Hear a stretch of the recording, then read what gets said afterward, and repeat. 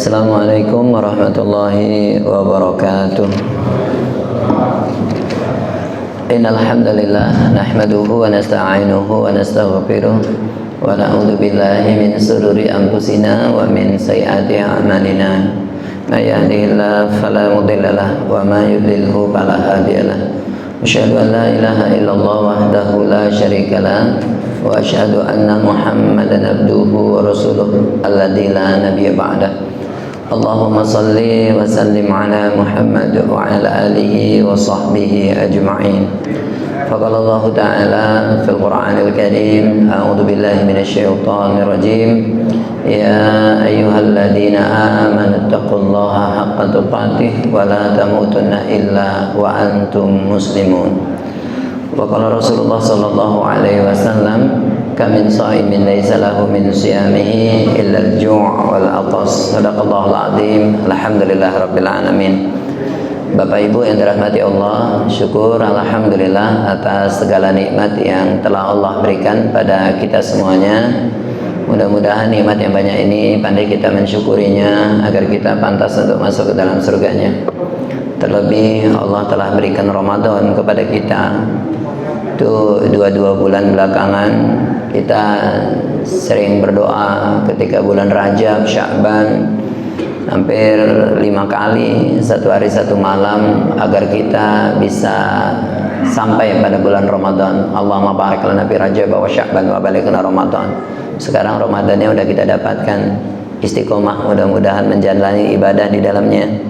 Karena di masjid-masjid yang lain jemaah sholatnya udah mulai maju safnya, padahal masih 2 minggu adanya. Kan gak cocok rasanya, doanya 2 bulan baru 2 minggu datang Ramadannya udah tidak istiqomah. Mudah-mudahan kita bisa istiqomah menjalankan ibadah di dalamnya. Selawat serta salam senantiasa tetap kita sampaikan kepada Rasulullah Muhammad sallallahu alaihi wasallam. Insyaallah kita yang hadir ini menjadi satu golok, satu gerbong, satu barisan bersama dengan orang-orang yang solih untuk bisa menatap wajah Nabi, berdialog dengannya dan mendapatkan surganya Allah Subhanahu wa taala. Lebih kurang sekitar di bulan-bulan Rajab sih sepertinya ada tokoh lintas agama dari berbagai negara, rujukannya Sindo ya Pak, Sindo News. Tapi memang di Sindo itu tidak disebutkan dari negara-negara mana saja dan siapa-siapa saja namanya. Mereka datang ke Syekhul Ajhar Muhammad Thayyib untuk meminta persetujuan darinya mewakili umat Islam mau ingin memergerkan agama. Jadi agama Yahudi, Nasrani, Islam mau dimergerkan jadi satu, menjadi agama Ibrahimisme. Mereka berpandangan bahwa Yahudi, Nasrani, dan Islam itu kan sama, berasal dari Ibrahim. Apa kata Syekhul Ajhar? Syekhul Ajhar menyatakan bahwa nggak mungkin kita bisa satukan agama, karena cara kita beribadah saja pun sudah berbeda. Baik Pak, hadirin rahimakumullah, kita lihat lagi, mungkin nggak bisa menyatukan agama gitu. Apalagi dulu Pak, kalau kita awal-awal ngaji itu kita sering dengar dari guru kita ada namanya agama samawi. Agama samawi itu kan agama yang berasal dari langit, agama yang berasal dari Tuhan, apa saja Yahudi, Nasrani, Islam. Sehingga sekarang orang berkata bahwa kalau memang itu agama yang berasal dari Tuhan, berarti semua agama kan sama kan, berasal dari Tuhan. Kita lihat dulu Pak, baik. Adalah Ibrahim. Kalau kita orang Islam menyebutnya Ibrahim, orang Kristen menyebutnya Abraham, Yahudi menyebutnya Afram. Lahir di Ur Babilonia. Kalau kita sekarang ngomongnya Irak ya. Yang hancur habis dibombardir oleh Amerika dengan tuduhan mempunyai senjata pemusnah massal. Kemudian Ibrahim dalam mengembangkan dakwahnya itu tidak diterima di masyarakat Ur. Puncak kemarahan mereka lalu membakar Ibrahim. Kita nggak ceritakan panjang lebar, kita mau cari Yahudi berasal dari mana, Nasrani berasal dari mana, mungkin nggak memerjerkan agama. Yang kedua, betul nggak Allah Tuhan itu menurunkan agama Yahudi dan Nasrani gitu. Baik hadirin yang dirahmati Allah Subhanahu wa taala, kita lanjutkan lagi. Jadi Ibrahim ini mukjizatnya tidak mempan, dia dibakar api. Akhirnya dia selamat. Ketika selamat, masyarakat tahu kalau dia masih selamat, lalu ditangkap juga hidup dan atau mati. Akhirnya Ibrahim lari, Pak, mencari suaka, hijrah. Kalau orang Medan ngomongnya sporing, Pak. Kemana? Ke Palestina. Di situ ada namanya Sarah. Dia kan cari suaka nih kan, Sarah. Kalau kita orang Islam ngomongnya Sarah, orang Kristen menyebutnya Sarah. Lalu ada raja pada saat itu namanya Amr bin Amru. Amr bin Amru ini kebiasaannya nggak bisa nengok perempuan cantik. Kalau nengok perempuan cantik, kepingin meniduri. Karena tujuannya mencari suaka. Lalu apa kata kepada Ibrahim? Siapa perempuan itu Ibrahim? Agak lain, gue tengok. Nah itu tambahanku, Pak, kalau agak lain. Nah, hadirin rahimakumullah. Jadi ini saudari perempuanku. Bohong nggak di situ Ibrahim? Bohong, Pak. Harusnya kalau mau jujur dia harus menyebutkan ini istriku, bukan saudari perempuan. Tapi kenapa dia ngomong saudari perempuan? Karena kalau dia ngomong istri, Ibrahim akan dibunuh. Karena Amr bin Amru tidak mau menggauli, mencampuri wanita yang masih punya suami. Tujuannya kan cari suaka tadi. Baik, hadirin rahimahullah. Jadi Nabi Ibrahim itu ada yang ngomong hidupnya 176 tahun. Ada yang ngomong 200 tahun. Tapi berapapun, yang dia itu pernah bohong 3 kali, Pak. 3 kali bohong, luar biasa lah itu. 200 tahun hidup, 3 kali bohong. Yang kedua itu ketika di Ur itu mereka memberikan sesaji kepada Tuhan mereka. Lalu Ibrahim kalau diajak, yuk Ibrahim, aku sedang sakit, padahal dia sehat gitu. Ketika kampak diletakkan di patung yang paling besar, itu kan dia bohong juga. Siapa yang melakukan Ibrahim? Kok tanya aja sama Tuhanmu gitu. Tapi luar biasa lah, 200 tahun hidup 3 kali bohong. Aku 1 hari 3 kali. Bulan Ramadan inilah agak kurang sedikit.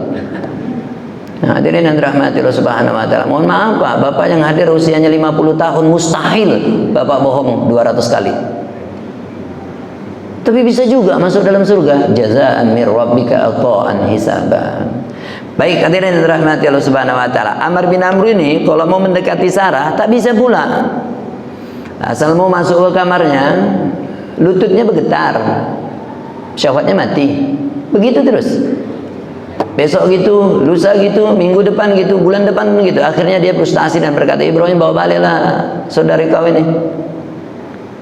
Cuman dia aku tengok yang apa kali, bukan gak apa kali aku sebenarnya, cuman mau diapakan lah, udah memang kayak gitu, kurasa memang apanya. Aku pun apanya nengok dia, tapi apalah mau diapakan, itulah. Entah apapun katanya, pahamnya gitu. Itulah orang Medan tuh, entah apakah apapun paham dia. Ibrahim cuman dialah perempuan yang tidak bisa kusentuh, yang lain tuh bisa disentuh semuanya. Aku kasih penghargaan sama saudari perempuan kau ini, karena dia yang tidak bisa kusentuh. Kuberikan seorang tawanan perangku, anak Raja Heksos. Namanya Hajar kalau orang Islam, Hagar kalau orang Kristen. Kita mengenalnya dengan sebutan Siti Hajar. Lalu dinikahilah oleh Ibrahim, punya anak lah, siapa namanya? Ismail, Samuel. Kemudian hadirin rahimahullah, hijrah kemana? Mekah, Pak. Jadi Ismail kan cuma numpang lahir aja di situ. Hijrah di Mekah. Kita pendekkan ceritanya. Lalu Nabi Ibrahim bangunkan bangunan yang suci kepada Ismail, namanya Masjidil Haram. Kemudian Ishak kalau orang Kristen. Makanya kalau yang menemukan gravitasi bumi itu siapa, Pak? Isaac Newton. Itu punya Ishak itu, lalu dibangunkan juga bangunan yang suci, Masjidil Aqsa, yang kabarnya kita lihat di detik-detik ini terjadi lagi. Luar biasa kepada Masjidil Aqsa tersebut. Di kala tarawih dan lain sebagainya mendapatkan intimidasi. Masya Allah, hadirin dirahmati Allah Subhanahu wa taala. Pak, hadirin yang dirahmati Allah Subhanahu wa taala, nanti coba buka Instagram Permadi Aktivis 2. Nama lainnya Abu Janda. Sekitar pada tanggal 1 Maret kemarin, dia ngomong kayak gini. Dalam surah Al-Isra ayat 1, Nabi Muhammad itu melakukan perjalanan dari Masjidil Haram ke Masjidil Aqsa. Padahal Masjid Al-Aqsa itu baru ada dibangun setelah 80 tahun setelah Nabi Muhammad wafat. Pak, hadirin yang dirahmati Allah Subhanahu wa taala, kita mau berkata bahwa Nabi Ibrahim yang bangunkan Masjidil Haram ke Masjidil Aqsa, jarak pembangunannya 40 tahun namanya, Pak. Dari Masjidil Aqsa itu udah ada sejak lama. Salah, permadi aktivis. Oke, hadirin rahimakumullah, mau lihat lagi rujukan Sahih Muslim menyatakan bahwa Abu Dzar berkata kepada Rasul, "Ya Rasul, masjid apakah pertama kali dibangun?" Masjidil Haram. Lalu apa ya Rasul? Masjidil Aqsa. Jarak pembangunan mereka 40 tahun namanya. Jadi kalau ada pertanyaan yang berikutnya, masjid apa lagi ya Rasul? Oh, enggak ada. Kalau ke Rasul enggak ada. Masjid apa lagi yang tertua yang berikutnya? Masjid Ibrahimi. Tapi kalau pertanyaannya masjid yang suci pertama, Masjidil Haram. Masjid suci kedua, Masjid Nabawi. Masjid suci ketiga, baru Masjidil Aqsa. Sampai-sampai untuk membangkitkan nilai, untuk membangkitkan giroh untuk sholat di sana, sholat di Masjidil Haram itu pahalanya 100.000 dibandingkan sholat di Masjid Al-Muhajirin 100.000. Kalau di Masjid Nabawi 10.000, Masjidil Aqsa 1.000. Bayangkan kalau satu hari satu malam 5 kali 100.000, 500.000. Orang yang pergi haji di sana itu 1 bulan, belum lagi arba'in di Madinah, 30 kali 500.000, 15 juta. Pantaslah Pak Haji itu kalau pulang dari tanah suci malas ke masjid lagi dia. Nah, udah banyak kali dapatnya di sana. Kita dirahmati Allah Subhanahu wa taala. Kita lanjutkan. Kemudian Ishak punya anak namanya Yakub. Yakub, Jacob, Jakobus. Nah, ada nama lain dari Yakub ini, Pak. Siapa nama yang lainnya? Israel. Isra artinya berjalan, il Tuhan. Jadi Israel itu Ismail, Isma mendengar, il Tuhan. Jadi hadirin yang dirahmati Allah Subhanahu wa taala, jadi kalau ada ayat-ayat Al-Qur'an berbicara tentang Bani Israel, jangan langsung dipikirkan itu negara Israel. Tapi Bani Israel itu adalah anak keturunannya Nabi Yakub alaihissalam. Karena nama lain dari Yakub itu Israel, makanya anak keturunannya disebut Bani Israel. Oke, hadirin yang dirahmati Allah Subhanahu wa taala, kita lanjutkan lagi. Hadirin rahimakumullah. Ya, apa agama mereka ini? Kita lihat dulu. Coba nanti rujukannya Al-Baqarah 131, 132, 133, 135, 140, Ali Imran 67 dan yang lain juga menyatakan bahwa idz qala lahu rabbuhu aslim qala aslamtu lirabbil alamin. Ketika Allah berfirman kepada Ibrahim, Islamlah Ibrahim, aku Islam untuk Tuhan semesta alam. Jadi jangan bilang Nabi Ibrahim itu tak punya agama. Jangan bilang Nabi Ibrahim itu agamanya tauhid. Tauhid enggak agama. Tauhid itu sifat dalam mengesahkan Allah. Apa pula agama tauhid? Jadi apa agamanya Ustaz? Islam. Loh, bukankah Islam itu di bawah Nabi Muhammad? Nah, itulah yang mau diluruskan. Itu Snokrow yang ngomong itu. Snokrow itu berasal dari Belanda, kuliah di Mesir, tamu kehormatan di Arab Saudi, misionaris di Aceh. Ya, hadirin yang dirahmati Allah Subhanahu wa taala. Jadi bukan Nabi Muhammad manusia pertama pembawa Islam, tapi Nabi Muhammad itu menyempurnakan Islam dari nabi-nabi sebelumnya. Jadi Nabi Muhammad itu menyempurnakan Islam dari Nabi Yahya kepada Nabi Muhammad menyempurnakan Islam dari Isa kepada Yahya kepada Zakaria, terus sampai kepada Nabi Adam itu agamanya udah Islam. Apa buktinya Adam Islam? Nabi Adam itu buktinya dia Islam itu dia diutus waktu subuh, makanya dia langsung melaksanakan sholat subuh.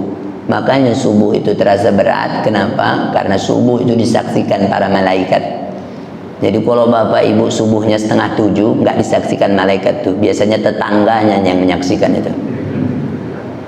Ya, hadirin yang dirahmati Allah Subhanahu wa taala. Jadi Nabi Musa agamanya Islam, diberikan kitab suci namanya Taurat. Nabi Daud agamanya Islam, diberikan kitab suci namanya Zabur. Nabi Isa agamanya Islam, diberikan kitab suci namanya Injil. Nabi Muhammad agamanya Islam, diberikan kitab suci namanya Al-Quran. Jadi ngomongnya gini Pak, Taurat itu kitab suci umat Islam pada masa Nabi Musa. Zabur itu kitab suci umat Islam pada masa Nabi Daud.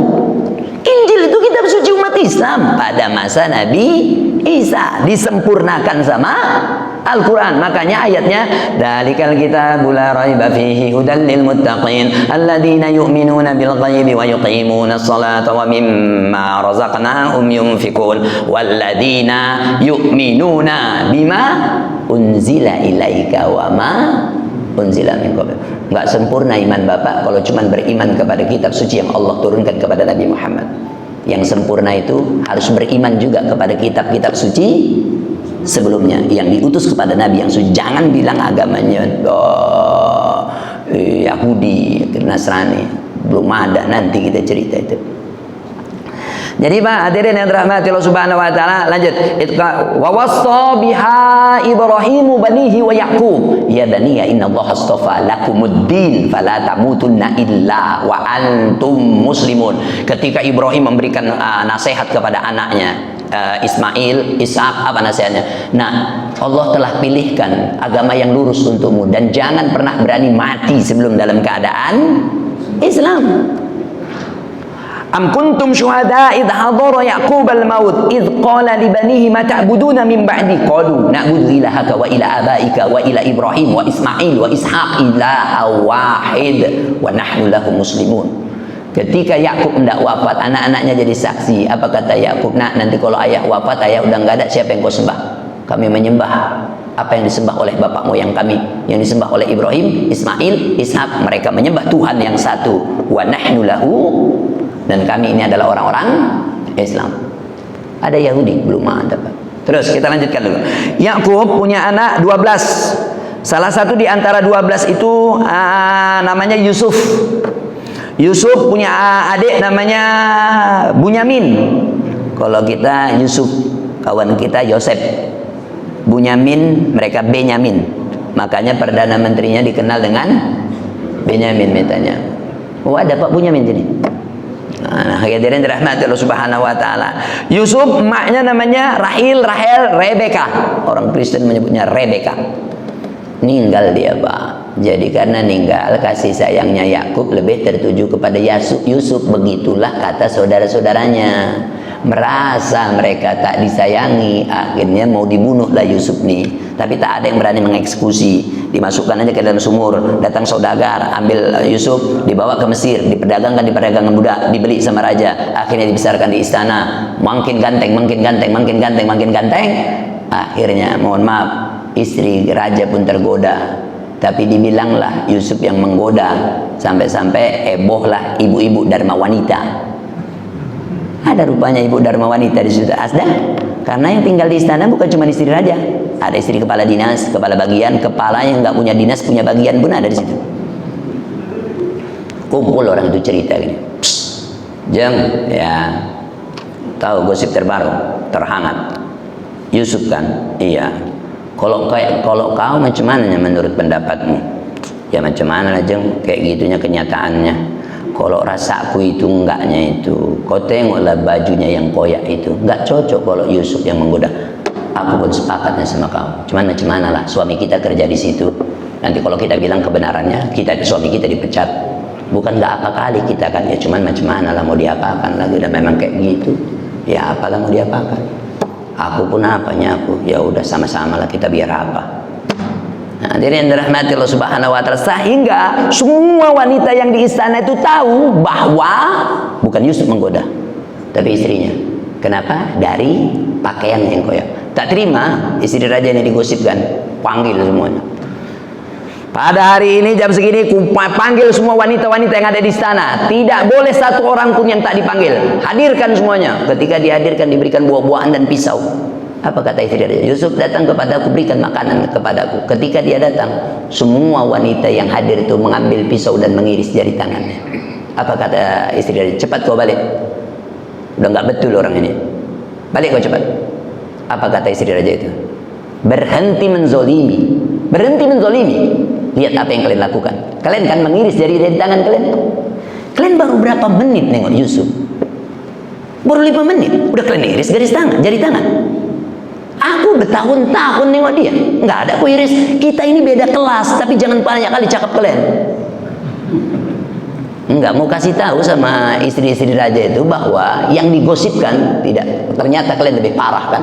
Kalian lihat kenyataannya. Masukkan penjara.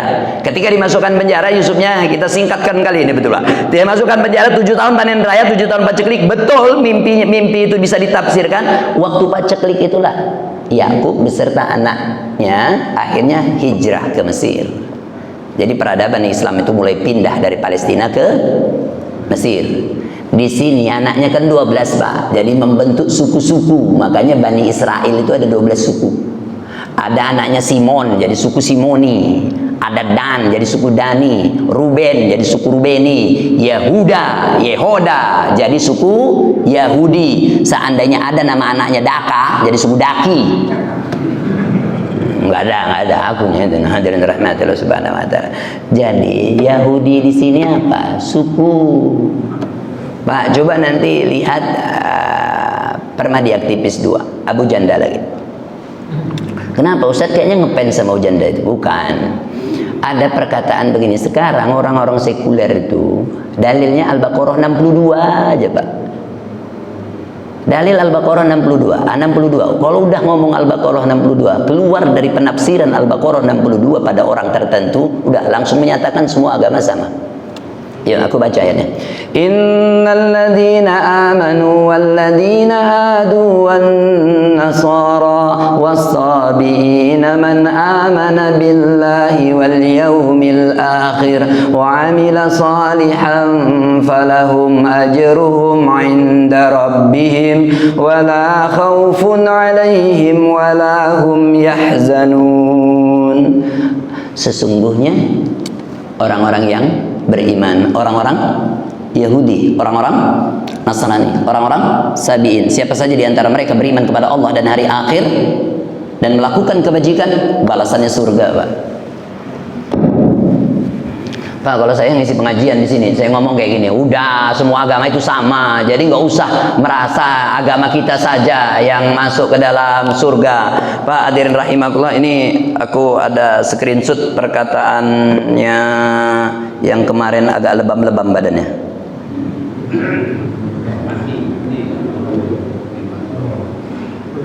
Oke. Surga Allah itu sangat luas yang akan diisi oleh orang-orang baik beragama Buddha, beragama Hindu, beragama Islam, Kristen, Katolik, Konghucu, kepercayaan. Nah, hadirin rahimakumullah, kemudian Allah kan bukan orang Arab. Tentu Allah senang kalau ayat-ayatnya dibaca dengan gaya Minang, Ambon, Cina, hip hop. Oke, hadirin rahimakumullah. Kalau aku ngomongnya kayak gini, udah enggak, agama itu kan ada, kan memang kan Nasrani, Yahudi kan itu Tuhan juga yang nurunkan. Kalau memang Tuhan yang nurunkan, masa sih kita mau menyatakan cuma agama Islam saja yang bisa masuk ke dalam surga? Apa enggak pantas mereka masuk ke dalam surga juga, orang Tuhan yang memberikan agama, lalu salah mereka menganut agama itu? Makanya Al-Baqarah 62 menyatakan, iya, siapapun yang penting beriman kepada Allah, beriman kepada hari akhir, ya penting mereka melakukan kebajikan. Karena buah dan substansi dari keimanan adalah kebaikan. Udah, semua agama itu sama, mengajarkan tentang kebaikan. Kalau aku ngomong kayak gitu, Bapak tak terima tentang ucapanku, kita masih berdebat, menyelesaikannya, gak usah dipanggil lagi besok. Selesai.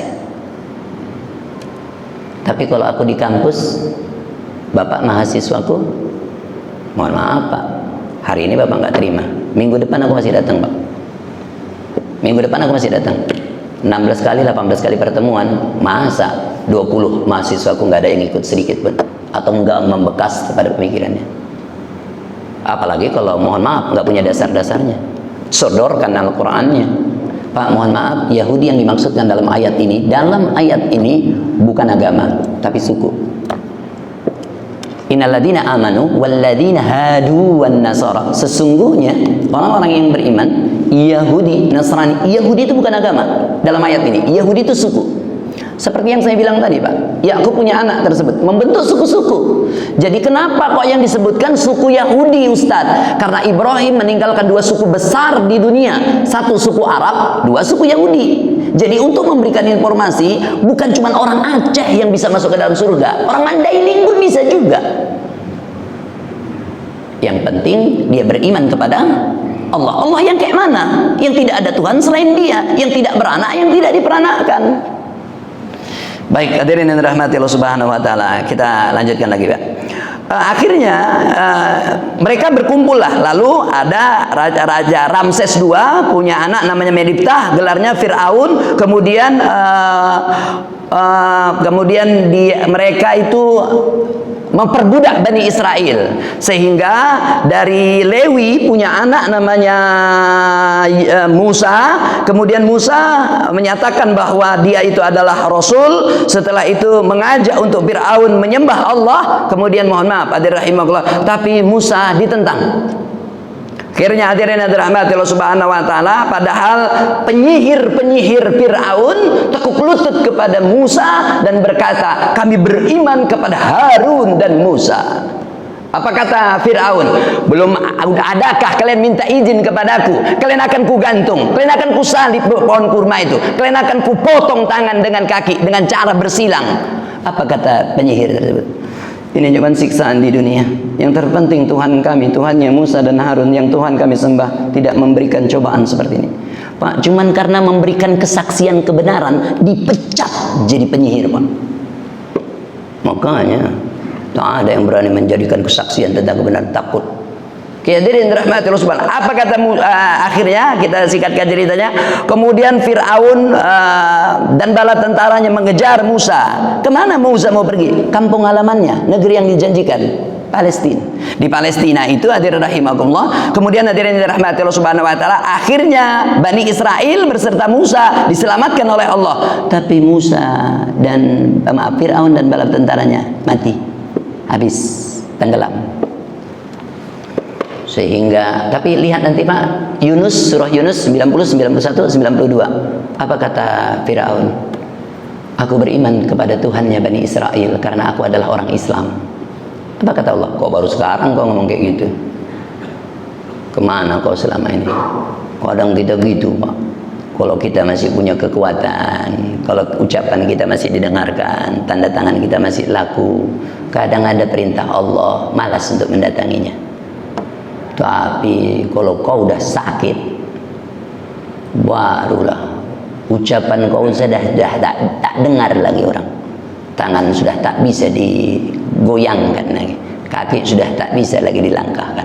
Di situ kau dengar azan itu, baru kau berkata, "Salat, salat, salat." Allah pun menjawab. Kok baru sekarang kau ngomong kayak gitu? Ada namanya Subhan, Pak. Subhan itu sahabat Nabi. Jarak dari rumah ke masjid 3 jam, tapi Subhan tak pernah terlambat subuh berjamaah. 3 jam, tak pernah terlambat subuh berjamaah. Oh, aku mana ada 3 jam? 3 menit. Lebih lama lagi aku ngengkol kereta itu daripada aku jalan ke masjid. Tapi pertanyaannya, apakah aku pernah terlambat subuh berjamaah? Itu mantapnya aku, Pak. Aku tak pernah terlambat subuh berjamaah. Hebat Ustaz. Ya karena aku nggak pernah ke masjid. Cuma kau mau terlambat ke masjid aja pun kau tak mau. Dibuat menara tinggi-tinggi, pas suaranya.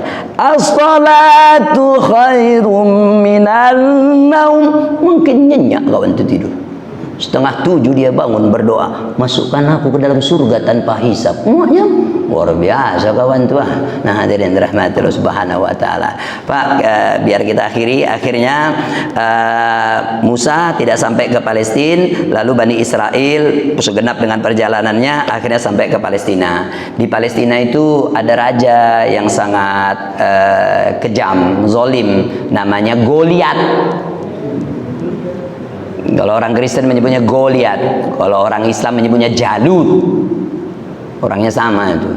Lalu ada nabi. Nabi itu berdoa. Siapa namanya? Nabinya ngomongnya kita Islam Yusha bin Nun. Karena keturunan Bani Israel tinggal sedikit. Jadi berdoalah Nabi supaya ada lagi Rasul. Ada kita dipilih seorang yang gagah, yang bisa mengalahkan Jalut. Apakah kau nanti kalau seorang raja diutus kau akan ikut berperang kepadanya? Masa tidak berperang? Orang negeri kami sudah dijajah sama mereka. Siapa? Kalau kita Yusha bin Nun, kalau orang Kristen menyebutnya Joshua. Lalu terpilihlah seorang raja Saul. Orang Islam menyebutnya Tolut. Lalu membuat sayembara, terpilihlah Daud. Kalau orang Yahudi menyebutnya David. Nah, David itu keahliannya ngetapel, Pak. Berhadapan dengan Jalut, kalah Jalutnya, tersungkur Jalutnya. Dielu-elukanlah Daud menjadi raja. Setelah Daud jadi raja, dia berkata, nanti kalau aku meninggal, serahkan kerajaanku kepada putra terbaikku. Siapa dia? Salomo. Sulaiman, King of Solomon. Dia raja yang sangat luar biasa kekuasaannya, bisa menaklukkan jin dan manusia. Akhirnya tak ada yang tahu kalau dia meninggal, jin pun tak tahu, kecuali tongkatnya udah habis dimakan rayap. Lalu disinilah kerajaan mulai terbelah, divided of kingdom. Satu kerajaan Israel agamanya Islam, satu kerajaan Yehuda yang terambil dari anaknya Nabi Yakub namanya Yahuda, yang awalnya sebuah suku Yahudi, akhirnya dia deklarasikan agama Yahudi. Apa pekerjaannya? Membunuh para nabi dan rasul. Nabi Zakaria matinya dia apa, Pak? Gergaji. Nabi Yahya matinya dia apa? Dipenggal. Nabi Isa, versi mereka, Nabi Isa matinya dia apa? Disalib. Siapa yang nyalib kalau kayak gitu? Orang Yahudi. Kenapa sekarang bencinya sama umat Islam? Terus 249, 251 ada kaisar namanya Sindianus. Kemudian membunuh orang-orang yang masih muslim. 7 orang terpaksa lari dari istana ke kota-kota, ke desa, sampai ke perbatasan Jordania. Akhirnya istirahat cuma sejenak saja, katanya udah lama kali. Itulah disebut dengan Ashabul Kahfi. Jangan bilang Ashabul Kahfi itu cerita pada masa Nabi Muhammad, tidak. Bukan cerita pada masa Isa, tapi di antara itu masih ada Islam. Nasrani, masih jauh lagi, Pak. Jadi mungkinkah memergerkan agama? Tidak. Yang kedua, karena agama inna dina indallahil Islam. Sesungguhnya agama yang ada di sisi Allah cuma Islam. Kenapa? Karena Allah tidak pernah menurunkan agama apapun di dunia ini kecuali hanya Islam. Yang ketiga, hadirin yang dirahmati Allah Subhanahu wa taala, kalau kita berkata semua agama sama, kenapa Bapak marah kalau anaknya murtad? Kalau Bapak berkata semua agama itu baik, kenapa Bapak marah ketika anaknya mu'alaf? Harusnya biarkan saja, karena semua agama itu baik. Tapi boleh untuk berkata semua agama itu baik menurut pemeluk agama masing-masing. Saya kira itu. Assalamualaikum warahmatullahi wabarakatuh.